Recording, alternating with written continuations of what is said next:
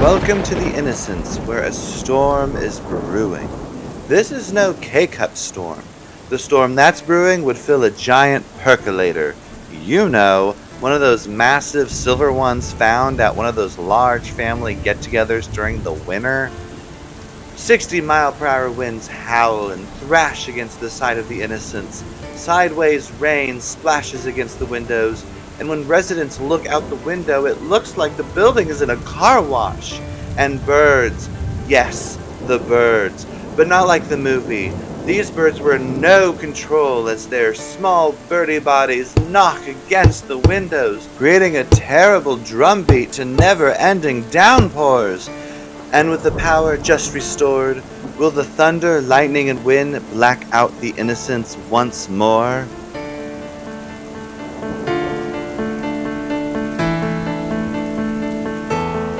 This is Blinding Innocence. The killer has been hiding out in every conceivable place, biding their time, waiting for the clock to tick down to midnight. It's to be known that Betty Lou was discovered in the empty room with all the knives, but with no fingerprints on the handles, they set her free. She had alibis for every single murder. Really, clown-face killer? Like, you couldn't have placed the knives in Betty Lou's hands to put her fingerprints all over them? You just, what? Left them in the bedroom with her? You're terrible at this. And what are you going to do when the clock strikes midnight and everyone is in the lobby? Are you going to wave that feather at them? I can't even. I mean, the writers are botching the storyline up. It better play out with some kind of integrity, otherwise I may just quit watching.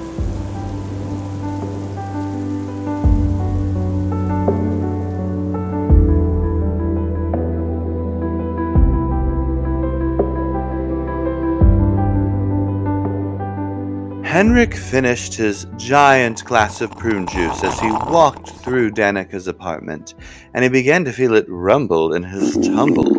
Ever since Shady Business told Danica that she could be the next victim, his intestines knotted up and he could not go.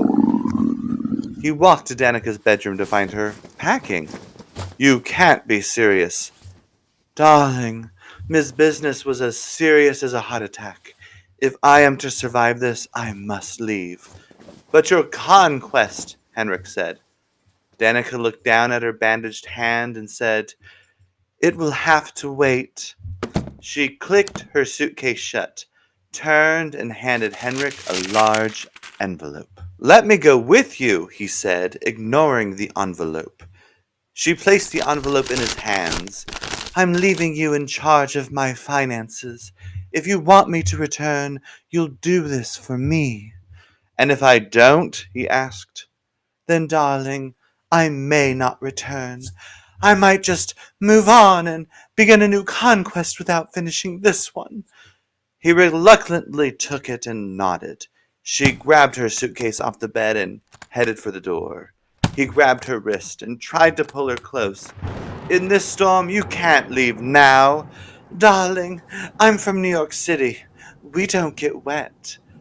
So she walked out the door and he followed, holding on to the only thing that would bring her back. They rode the elevator down together, their hands clasped tightly together, and when the door opened, they walked out into the hall, and Henrik leaned in to kiss Danica for what might be the last time.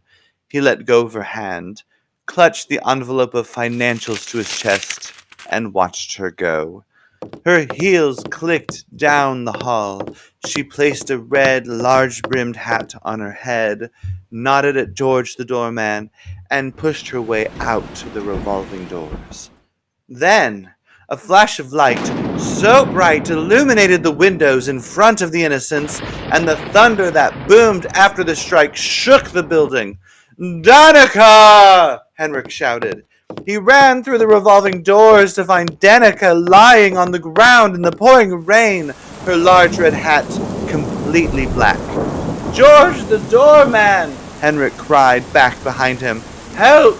Call an ambulance! Danica has been struck by lightning!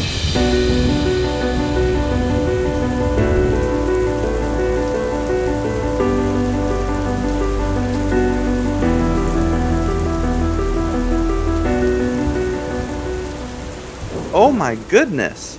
The clown-faced killer is on top of the building, throwing down thunderbolts like Zeus! Okay, not really. But what an unfortunate turn of events for Danica and Henrick.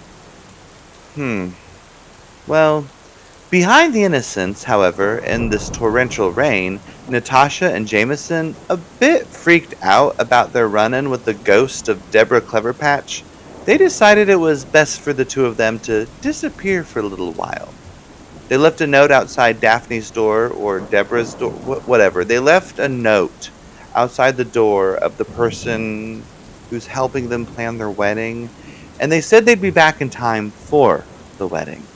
With Jameson behind the wheel, they drove out the back parking lot the same time the large lightning bolt struck down in front of the complex.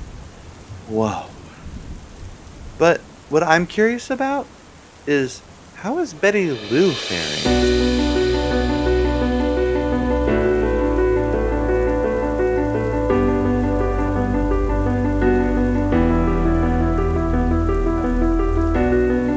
Thunder rumbled as Betty Lou sat at her kitchen table, a cup of tea in her hands.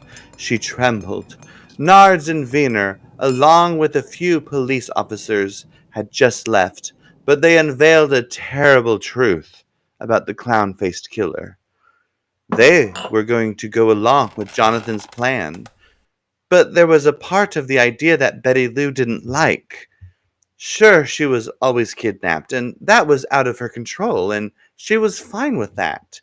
It wasn't her fault she was just so kidnappable. There was just something about her, a joie de vivre that wooed bad people to her and made them take her hostage. What could she say? Betty Lou was timeless. But what Nards and Wiener had just suggested was out of her comfort zone. Drug her, knock her out, tie her to a chair in a dingy small bathroom. Fine. She was game. She'd done it so many times. She was about to write a how-to book. But be the prey? To just sit there with no ability to defend herself and just hope a killer would descend upon her? Oh, and in front of everyone at the Innocents. She was only a successful victim when she was one-on-one with her tormentor. What kind of victim would she be when everyone was watching her? Oh, the shaking wouldn't stop, and the tea wasn't helping. She threw the teacup across the kitchen. She was not terrified because they were forcing her to stand face to face with the killer once more. She had stage fright.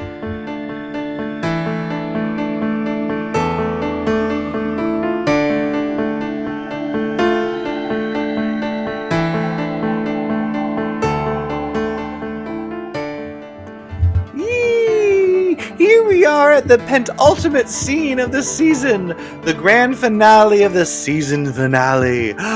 Oh, sorry. Anywho, the storm continues to wreak havoc on the Innocents. Birds are being shoved up against the building, left and right. Their poor little birdie bodies are dropping to the ground on the side of the building. Aww. George the doorman just got off the phone, trying to calm Rebecca Landinghamanana's grandmother that it was not, in fact, the apocalypse, and that it was just a very bizarre storm. George the doorman was aware of the plan as well, and he stood at his desk, waiting for everyone to begin to coming down. He looked at the clock, and it was just minutes until midnight.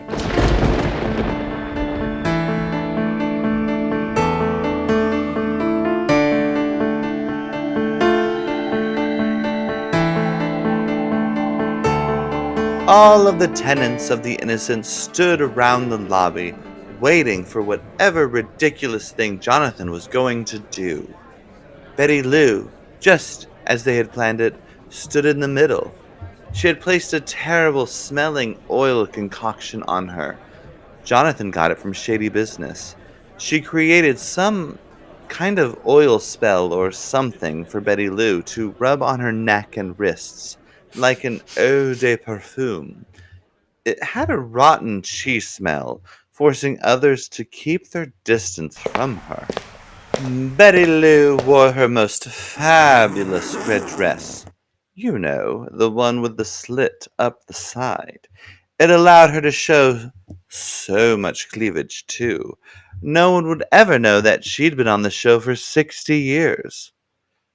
But I'm nowhere near that age or older, she said to the camera, winking. Wait a second. You can't do that, Betty Lou. Why not? She asked. Because it's bad writing to introduce a different format to the show. Honey, I never, nor will I ever, be poorly written. I'm not saying you're poorly written. What I'm saying is how it's bad writing to introduce like breaking the fourth wall when it's never been done before. And before I could finish saying what I was going to say, I was interrupted by the killer. I finally have you where I want you. The mechanical voice of the clown-faced killer said, and out from the crowd, all dressed in black, with that hideous latex mask, the killer grabbed Betty Lou's head and put a knife to her throat. I've been waiting to do this for years, and now I have an audience. No, Betty Lou shrieked. Kill one of the other tenants. They're not as important as I am. Just as the killer was about to drag the knife across Betty Lou's throat, gasps coming from all of the tenants, unsure of what to do, the killer started to gag. What is that terrible smell? I always knew you were a rancid lady, but that smell is just awful. How dare you insult my eau de parfum, Betty Lou shrieked. She threw her elbow behind her, got the killer right in the chest, stomped on their foot, reached behind her, grabbed the killer, and threw them to the ground in a wild kung fu move.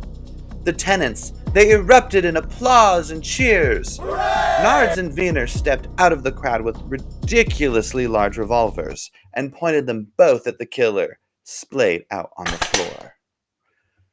Don't even think about getting up, or Wiener and I will pump you full of lead, Nard said. Who the hell are you, dear? Wiener asked. You're obviously not one of the tenants in the building. But before the killer could answer the question, Shady Business shrieked, Ulcers! No! Everyone looked to see some invisible force starting to tug on the latex clown mask. It pulled, stretching the clown mask to make the ridiculous features even more hellish. Betty Lou could swear she heard growling. The invisible force tugged and tugged, growling, and then with a pop, the mask flew off, and it was carried away by the invisible dog that was Ulcers. Laying on the floor, right in front of everyone, was another Betty Lou Glick. Betty Boo! Betty Lou shrieked. You have a twin sister? Nards asked. Betty Lou nodded and said, I should have known it was you. This is the second time you've done this to me. I couldn't resist myself. It's been such a long time since I got to torment you, dear. And I would have gotten away with it, too, if it wasn't for all of your horrible friends and that invisible dog. You were never going to get away with it, Betty Lou said. And what's up with your voice? I thought it was a machine. Honey, I got my voice surgically changed the minute I got out of prison for trying to kill you back when we were mere teenagers. I needed a makeover to make me feel beautiful. You'll never be beautiful, Betty Lou said. and grabbed the large revolver right out of Nards' hand and pointed it at Betty Spoo's head. And then she pulled the trigger. An explosion of awfulness that I'm not even going to describe happened, and it was just so terribly bad that George the doorman wasn't going to worry about the reappearing stain ever again. Betty Lou threw the gun on what remained of Betty Boo's body and held out her wrists to Nards and Wiener. Wiener stepped forward, clasped the cuffs around them. They both led Betty Lou in her hot red dress that smelled of death cheese out of the Innocents and in to their squad car. In shock, the rest of the tenants began to walk away, go up the stairs, or waited for the elevator to get back to their condos and wait out the storm. And it was a rather large storm, George the doorman noticed, as he looked at the radar on his computer, and it wasn't going to be over any time soon. Then his phone rang, and when he picked it up, he felt his butthole tighten at the sound of the voice on the other end. "I am on my way, and there will be hell to pay," she said. It was Kashmina Roddington, and she was very displeased with how the building was being run. George the doorman hung up the phone. He might have feared the clown-faced killer, but he feared Kashmina Roddington even more.